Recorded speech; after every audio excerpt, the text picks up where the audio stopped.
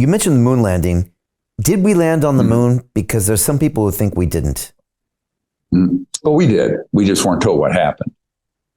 Okay, so it's more complicated than that. If you look at the disclosure witness, his name is Wolf. And Carl Wolf was at a national security agency where he was actually at an Air Force base, Langley Air Force Base. But there was an NSA compartment in operation there in 1968 when we were doing the first digital imaging of mapping the moon before the landing in 1969. And if you read his whole testimony, which we have put in the archive, now remember in my books and documentaries, you see little clips. In the archive, it's a whole huge interview, right? A lot more material. Of course, it takes a lot of time to go through it. It's all in there for free for anyone to see. Now, what he said was he was called in to repair something, got cleared into this top secret compartmented area at this Air Force base, went in, and there was a man there who showed him these pictures of objects on the moon. And some were ancient structures, some were new. Now, remember, this is 1968. We didn't land until 1969. So he says in this interview, it scared the hell out of him. He knew he wasn't supposed to be seen.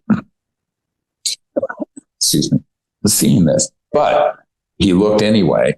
And it stuck in his mind that this is amazing because not only were there obelisks and old structures in a certain area of the moon, but there are these newer buildings. So when we landed on the moon, these covert programs knew it was likely that Neil Armstrong and Buzz Aldrin and these guys might see something. And so they had it ready that when we landed, around the crater above where we landed on the Sea of Tranquility. And remember, my uncle worked on the lunar module. He was a Grumman, Northrop Grumman, his whole career. The crater was crowded with UFOs watching. And there is footage of that. But in order for it not to be in there, they spliced in some pre-prepared footage that everybody thought that Stanley Kubrick made, which isn't true. I mean, I know Vivian Kubrick, his daughter, and we laugh about this. But it was done because they didn't want to risk that being seen with the whole world watching this first lunar landing. And they knew there was a fair chance that something might come into view. And so they had some alternative film already pre-prepared and shot, fake, that they could splice in because all the signals coming from the moon were going through Australia and a delay.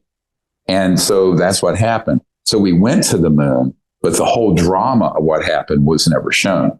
Now, Buzz Aldrin's sister has told me very directly that everything I've shared just now is true, but that it's not her job to out him. And of course, Neil Armstrong, through a friend of his, told us the same story, but he didn't want to come forward. When I invited him to these briefings for members of Congress back in 1997, he said, it's been made clear to him, Neil Armstrong was told, we will kill you, your wife, your children, and your grandchildren if you ever speak of that. So that sounds like something out of a dark movie.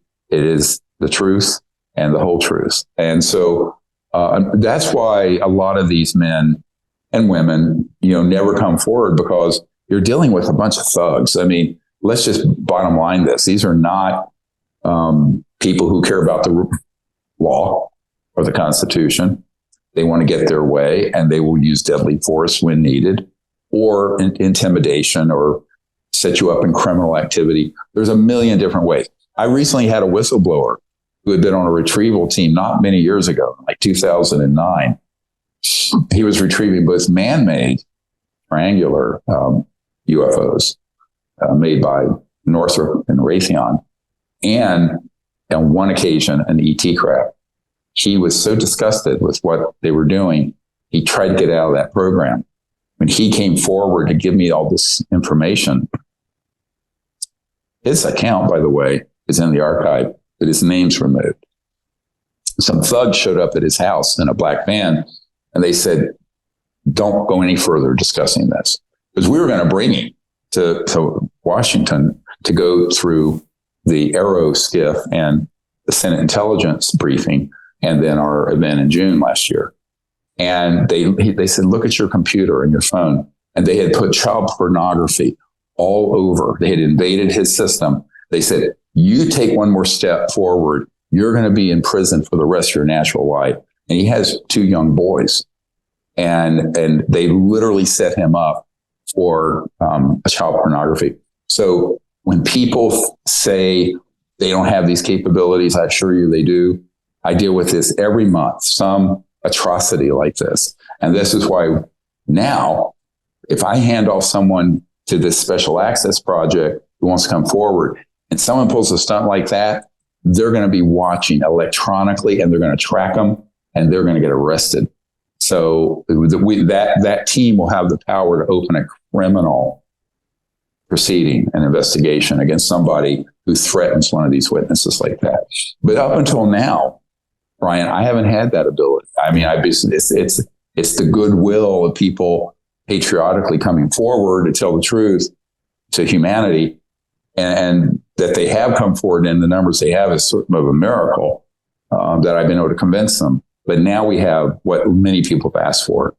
We need this executive protection. So Jim Rickards has just recorded a video that's not available to anyone in the public, and he's going to be talking about how this upcoming recession is going to be fast, it's going to be bloody, it's going to be nasty. But at the same time, he's going to show you how you can position yourself to profit from all of this chaos.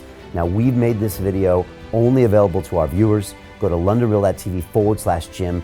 Watch that immediately. I can't say enough good things about Jim Rickards. He understands the global economic system better than any guest I've ever had on London Real. His predictions are almost uncannily true, and you can learn how to profit from his vision, from his expertise, and his understanding of economics. So go to londonreal.tv/Jim or click the link below.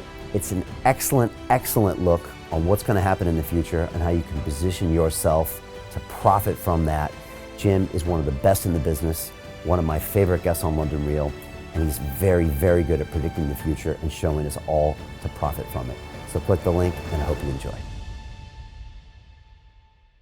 Hey, it's Brian Rose, founder of the DeFi Academy. I've told you my 4-week crypto bootcamp is amazing, but don't take my word for it. This is what my students are saying. The DeFi Academy was an amazing experience for me. It took me totally out of my comfort zone. In this course, I was challenged, I was held accountable, and pushed to do things that honestly weren't always easy. It's been phenomenal, and I can't believe we're already up on our 4 weeks. It has flown by. Going through this DeFi accelerator by far was one of the best courses I've taken. You do this course, you really get into the nitty-gritty of the activities that will make you comfortable with decentralized finance.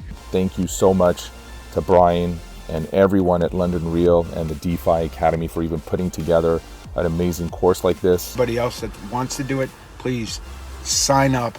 It is well worth the money.